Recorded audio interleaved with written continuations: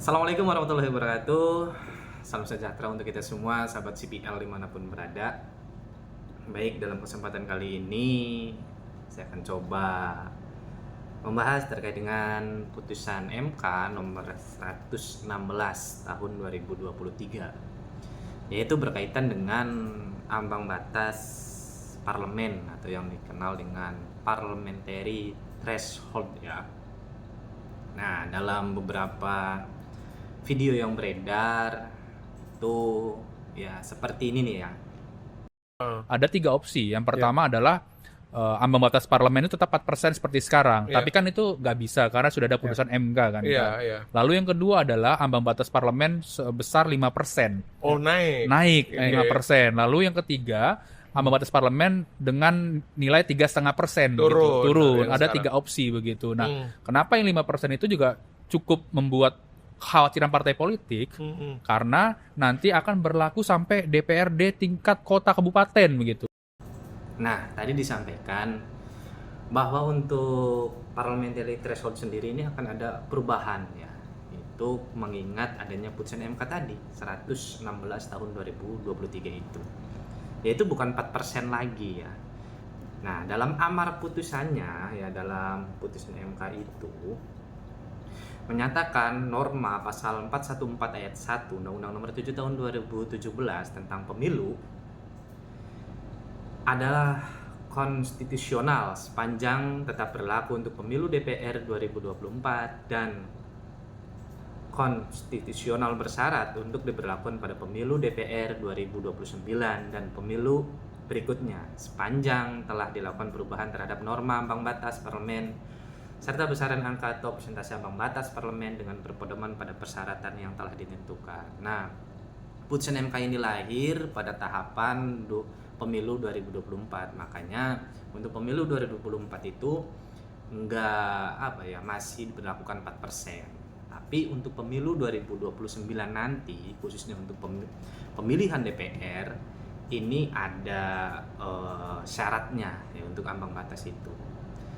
Bisa 4%, bukan 4%, tapi artinya bisa lebih tinggi 4% atau kurang dari 4%. Tapi kalau dari pertimbangan majelis MK sendiri itu untuk mengurangi suara yang terbuang seperti itu. Nah, ada beberapa usulan yang dalam video tadi ya di podcast di tempo.co bahwa ada yang menyampaikan usulannya itu 5%, bahkan ada pula yang 8% seperti Partai Nasdem ya, di beberapa media yang disebutkan Partai Golkar juga mengusulkan 5%. Tapi di dalam podcast itu ada tarik ulur mengenai naiknya 1% yaitu 5% dan turun menjadi 3%. Tapi hal itu berlaku untuk di daerah juga ya kan, untuk adanya revisi undang-undang pemilu nanti. Jadi bukan hanya berkaitan di pemilu tingkat nasional aja, tapi di DPRD provinsi dan DPRD kabupaten juga akan dikenakan ambang batas parliamentary threshold. Kita ketahui sejauh ini untuk ambang batas parlemen ini hanya berlaku di DPR saja. Untuk di DPRD provinsi maupun kota itu nggak ada seperti itu ya. Tapi adanya wacana seperti itu ya akan diberlakukan lah seperti itu.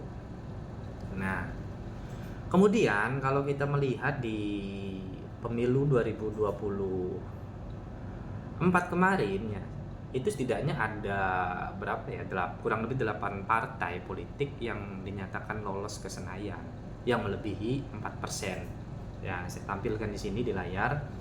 Ada PDI Perjuangan dengan persentase 16,72, Golkar 15,29, Partai Gerindra 13,22, PKB 10,62, Nasdem 9,66, PKS 8,42, Partai Demokrat 7,43 dan PAN 7,24. Artinya itu partai-partai yang lolos ya di 2024 kemarin.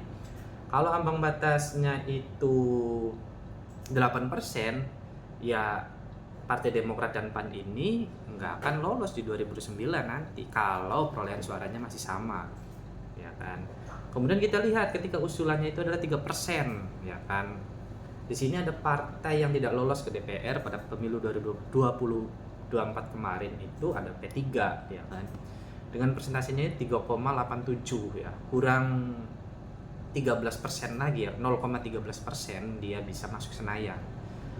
P3 3,87, PSI 2,81, Perindo 1,29 dan lain sebagainya sampai dengan PKN 0,22. Nah, adanya putusan MK itu dalam pertimbangannya tadi untuk mengakomodir jangan sampai banyaknya suara yang terbuang ya kan, artinya dengan adanya pengurangan ambang batas ya itu sekiranya bisa mengakomodir suara rakyat agar bisa ya mempunyai manfaat lah ya, artinya bisa masuk ke Senayan itu.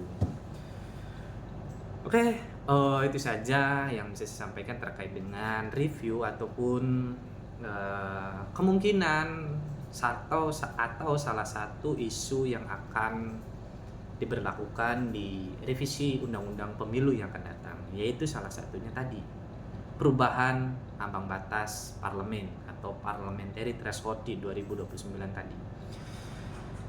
Baik, terima kasih, saya akhiri. Wallahul muwaffiq wal muthariq. Wassalamualaikum warahmatullahi wabarakatuh. Jangan lupa di subscribe, like, dan share.